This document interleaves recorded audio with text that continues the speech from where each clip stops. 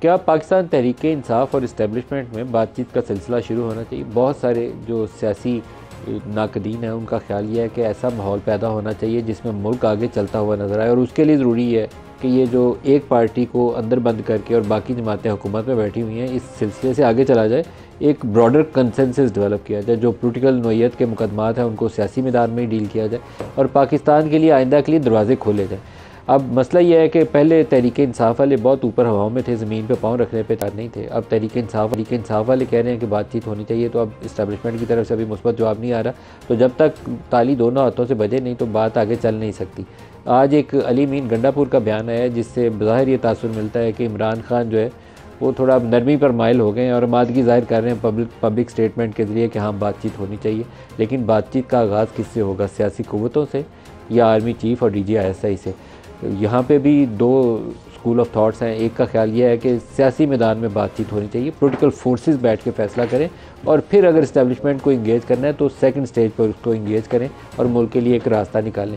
اگر پہلے ہی سٹیج یہ ہے کہ آپ نے اسٹیبلشمنٹ کے ساتھ بیٹھ کے انڈرسٹینڈنگ کرنی ہے تو پھر عمران خان اسی جگہ پہ پہنچ جائیں گے جہاں 2011 سے لے کر 2018 تک کا ان کا سفر ہے۔ حکومت بنانے کے لیے باقی ساروں کو چور ڈاکو بنایا گیا تھا، تو وہ صورتحال ملک کے لیے اچھی ثابت نہیں ہوئی۔ ایک نیا پاکستان کا نعرہ لگا کر جو کچھ پاکستان کے ساتھ ہوا، کیا دوبارہ ویسے ہی کرنا ہے یا پاکستان کو بہتری کی طرف لے کر جانا ہے؟ یہ بہت بڑا سوال ہے، کیونکہ پاکستان میں کوئی ایک سیاسی جماعت نہیں بچی جو حکومت میں آنے کے لیے اسٹیبلشمنٹ کا کندھا استعمال نہیں کرتی۔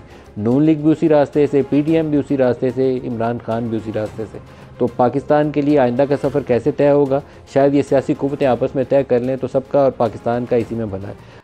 آج تو انہوں نے کہا کہ مجھے عمران نے مینڈیٹ دیا، لیکن ان کے اپنے لیڈرز پچھلے چند روز میں جو بیانات دے رہے ہیں، ایک کہتا ہے کہ آرمی چیف DGI، دوسرا کہتا ہے نہیں بات چیت نہیں، تیسرا کہتا ہے پولیٹیکل فورسز، تیسرا کہتا ہے ابھی پتہ نہیں۔ اب یہ صورتحال ہے، پارٹی کے اندر سے ہر بیان پہلے سے مختلف ہے۔ ایک شرط یہ بھی عائد کر دی کہ نون لیگ، پیپلز پارٹی اور MQM سے تو بات نہیں ہوگی، یہ تینوں جماعتیں اس وقت حکومت میں ہیں، تو اس کا مطلب ہے حکومت سے بات چیت نہیں ہوگی، باقی کسی سے بھی ہو سکتی ہے۔ تو باقی پھر جو ایک تو مولانا صاحب کو جو پچھلے کچھ عرصے کہہ رہے تھے، اس کے بعد اب ان سے جپھی ڈالنے کی کوشش کر رہے ہیں، اس کے علاوہ تو بڑی کوئی جماعت پیچھے بچتی نہیں۔ پھر اسٹیبلشمنٹ ہی ہے جس سے آپ ڈیل کرنا چاہتے ہیں، تو شاید وہ راستہ جس وقت تک وہ دروازہ نہ کھولیں فی الحال تو وہ بند نظر آتا ہے۔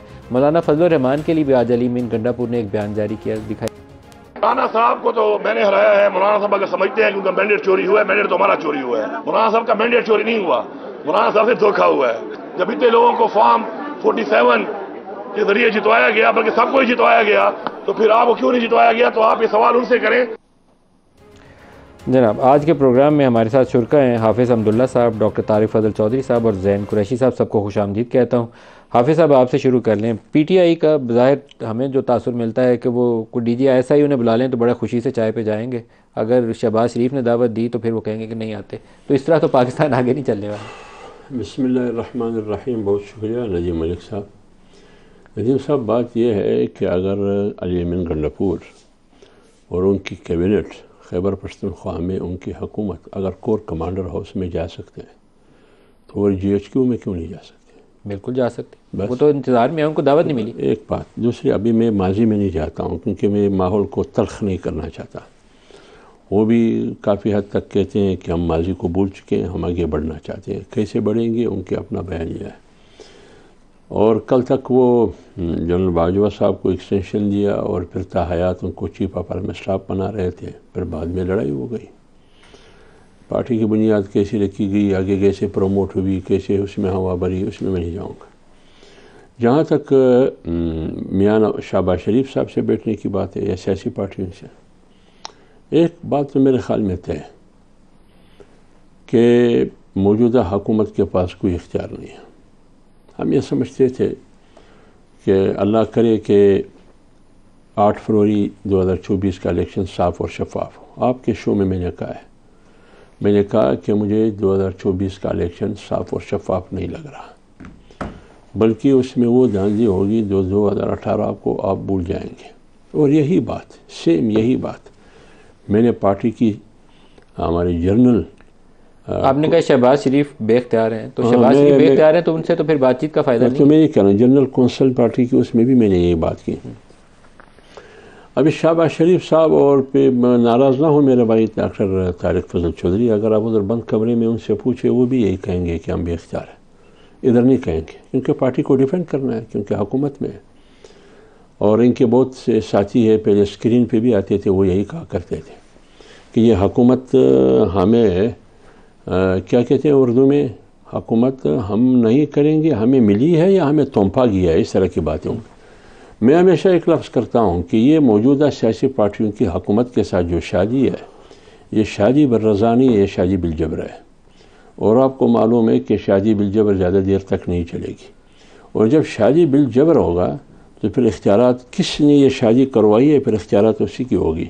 لہٰذا میں تو برملا کہتا ہوں کہ ناراض نہ ہو کوئی ساتھی، موجودہ حکومت کے پاس ٹکے کا اختیار بھی نہیں ہے. اگر اختیار ہوتی تو وزیر خزانہ کہاں سے ہے، وزیر داخلہ کہاں سے ہے، کہاں سے آئے آپ بتا ہی دیں ذرا انہیں، میں تو بتا تو دیتا ہوں. اس کی شناختی کارڈ بھی بنایا گیا نا. نہیں کہاں سے آئی، کہاں سے، کس نے یہ لگا؟ تو اسٹیبلشمنٹ نے لگایا، اسٹیبلشمنٹ نے. بالکل لگایا ہے. وزیر داخلہ کہاں سے لگایا، اسٹیبلشمنٹ نے لگایا ہے. شہباز شریف کو کس نے لگایا؟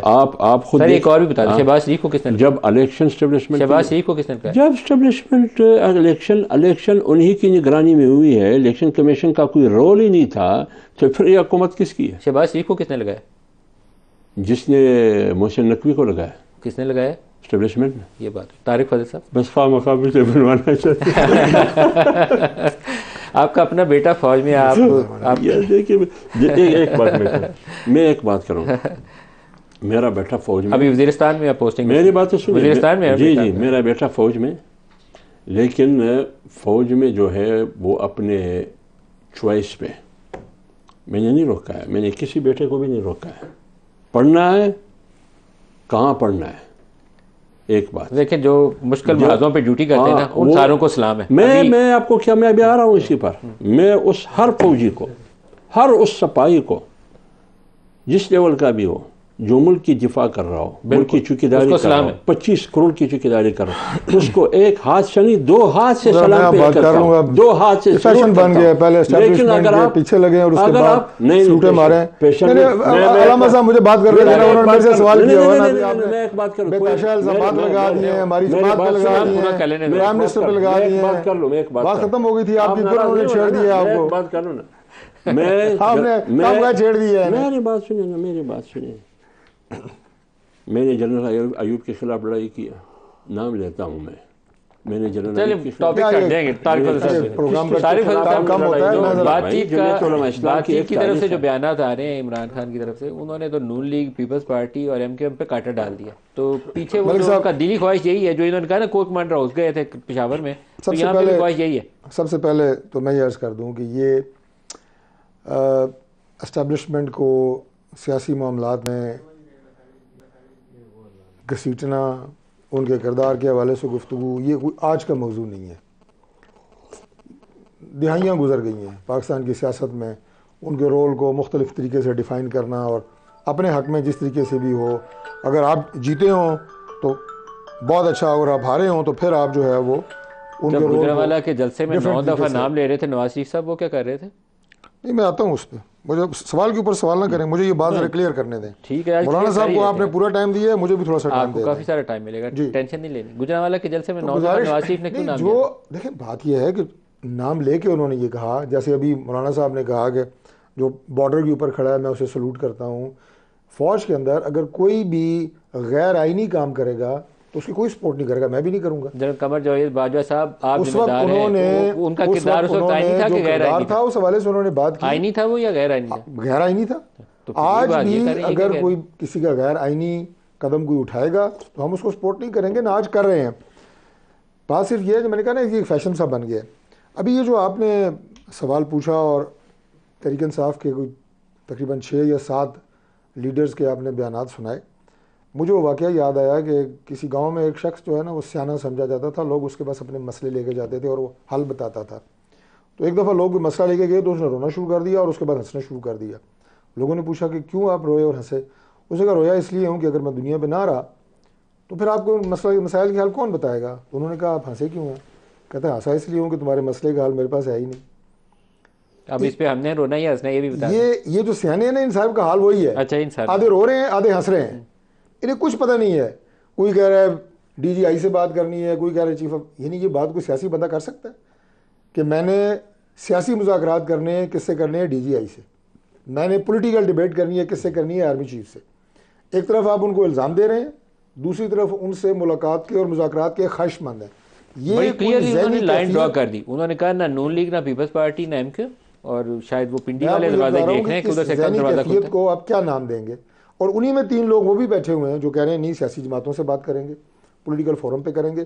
اور ملک صاحب ایک بات میں آپ کو بتا دوں، یہ چیں کریں چوں کریں، جب تک پولیٹیکل فورسز پاکستان میں ہوش کے ناخن نہیں لیں گی، آپس میں بیٹھ کے بات نہیں کریں گی، نہ اس ملک کے مسئلے حل ہونے ہیں، نہ پاکستان میں سیاست نے آگے بڑھنا ہے.